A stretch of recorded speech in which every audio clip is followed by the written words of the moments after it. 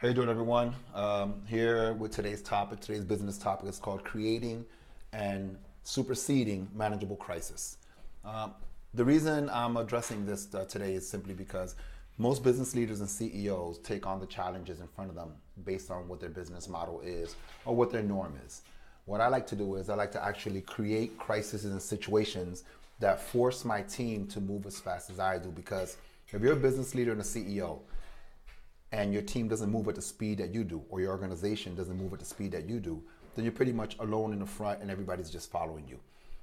That's not really a great way to grow a business. You want your team to be able to execute and put things into place the minute that you require them to be done.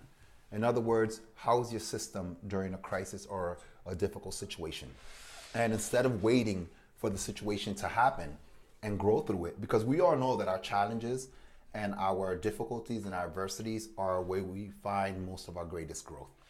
But why wait for them to take place? Why not create challenges to multiply the speed of your growth? So instead of waiting for things that happen that are going to happen anyway somewhere down the line, I don't wait for down the line. I create it now and get it running now to just multiply how fast our organization, our business, and myself, how fast we're growing.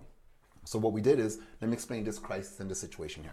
Normally it takes us about a week to get an Airbnb unit up and running. We develop Airbnbs, globally, and as well as for clients and for ourselves.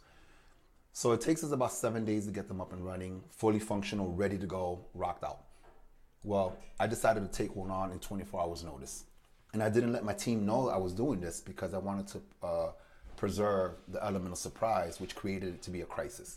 So yesterday we came in here and we realized that we had to have this unit done today by 6 p.m. The clients, the guests are literally on the plane now, flying in to check in a little while later. And we have to have this unit up and running for them to check in with nothing in here but what they need, and just walk right out the door.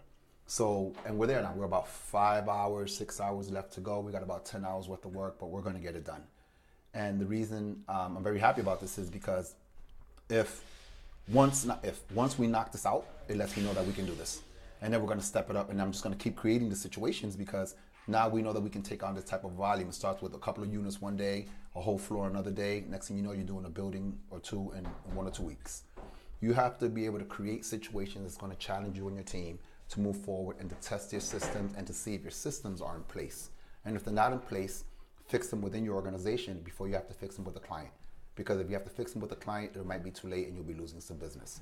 Create crises as business scrimmages to help you grow your business and move forward. All right, this is Robert Nunez. Thank you very much, and success in all your challenges.